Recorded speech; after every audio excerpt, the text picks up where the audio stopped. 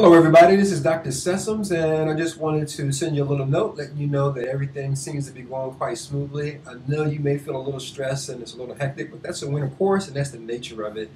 Any class you take in the wintertime in this abbreviated period is going to seem like a lot of work. So I hope you're finding that assignments are easy to follow, and if not, of course, you should ask me questions, and feel free to ask me as many questions as you like. I just wanted to review a little bit about what you've done so far and what you can do with those things as you think about your future classroom. So you made a wiki space, and this is basically a website, and you can use that to communicate information, of course. You created a page called the Parents Corner, and that's the beginning of you sort of thinking about your classroom, and as well as the home page. So the home page and the Parents page are two things that you can walk away from this class with as you start your new classroom and you get your first job, and you can have that home page, because it's always good to introduce the teacher and for parents to know who you are. Excuse me for a second. This is Diesel. He wanted a little bit of attention. It's my little dog. He's a little over a year now. I'll move him out of the way so he doesn't distract us too much. And like I was saying, so your wiki space is going to be a great way for you to communicate information and to share information with others. But the wiki space can also be used to create various learning experiences with students. For example, there's something called a web quest that you may come across in your teaching. And a web quest is basically using web-based resources, although it doesn't have to be completely web-based. You can also still have students going to the library or using physical materials that are in your classroom. But you can design experiences for students to explore concepts, to think about content that you want them to learn. You can also provide them with a rubric, because I did send you a tool called a RubyStar, which is something that you could use to create rubrics, and you could attach those directly to your wiki space with students as they do their assignments. It'll help them understand what they're doing in the assignment. Now, you may not use a rubric for every assignment, because you can't always capture everything you want in a rubric. So that's the wiki space, and of course, the more you think about it, the more you use it, you can begin to think about different ways to use it in the classroom. But if you don't use it, of course, then you won't. Now, the next thing is the audio.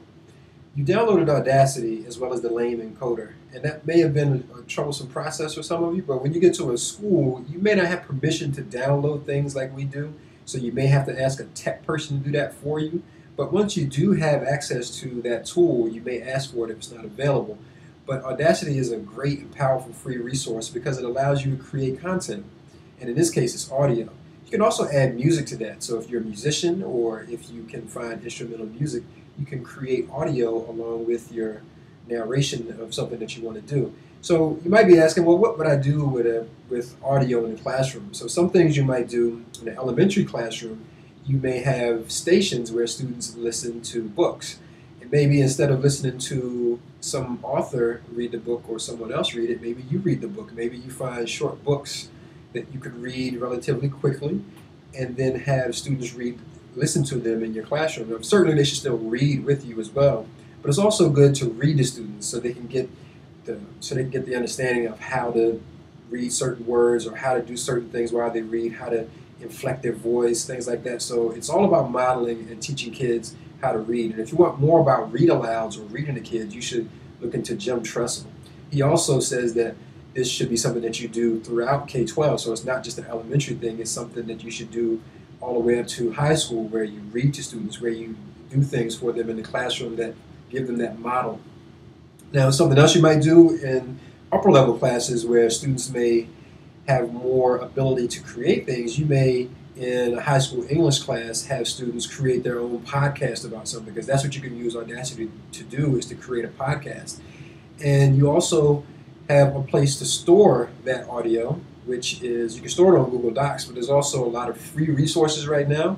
So on the PC side, there's something called SkyDrive, and that gives you 25 gigabytes of free space. You can store different types of files there, but you can also use something called Dropbox, which is a free tool. Now, you only get 2 gigabytes of space with Dropbox, but it's a great tool to use, and it's free for those 2 gigs. So high school students could create podcasts about specific topics. They could create news shows, and in general, when you're working at high schools, audio can be something that students like to do or want to do, and they start as early as 1st and 2nd grade, because there are radio stations, kid radio stations, that students get involved with audio.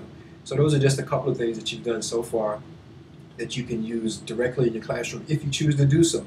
And that's the key point, is if you see a vision for it, then it'll take place in your classroom. If you don't see a vision for it, then it's not likely to take place in your classroom. And I certainly by no means tell you that, that technology is the best thing going in the classroom, but there are certain things that we can do better because of technology. Now, the thing that you want to do with technology all the time is, if you don't remember anything else about technology integration and how to integrate it, always ask yourself one question when you have a tool that you may want to use or think about using. Will it make me do anything better than what I could have done without it? And if you can answer yes to that question, then that will let you know that you can move on to the next step of trying to integrate that tool. Sometimes it may be fun just to use a technology, just to use it, but as you may know, teachers have very limited time in the classroom and they have to get through a lot of content, so sometimes you don't have that luxury. Maybe towards the end of the semesters or end of the year you have that sort of luxury, but during the semesters you may not have that luxury to sort of play around. So you always want to be efficient with what you do and make good choices about what you want to do. So this is just a short message to introduce myself so you can see who I am. And if you have any questions, feel free to contact me. I think by now you understand that if you ask me a question, I'm going to respond to you very quickly. I always do that, and I always try to get to you right away. Now sometimes it may take me a little longer, so if you don't get an immediate response, I may have to think a little bit, or I may not be near my computer. But I usually have some sort of device on me. Either I'm sitting in front of a computer, or I'm working on my iPad, or I have my iPod with me. And I'm using it, if I'm in a Wi-Fi environment, I'm always checking my email. And that's why when some of you send me emails, you get such quick responses, not because I'm sitting in front of the computer, but I'm always connected somewhere. And if there's any delay, it could be because I'm not connected somewhere, or just out of the area, so that I can't check my email. So keep that in mind. I hope you enjoy the class, and I hope you find things that will help you be a better teacher, help you be more productive.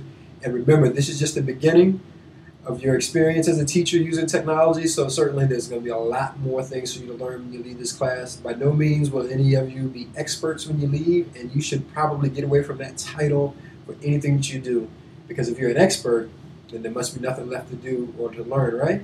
So always think about technology and how it may help kids understand content better, how it may help you be a better teacher, and you'll always make good decisions about technology in the classroom. Again, if you have any questions, feel free to contact me whenever you need something.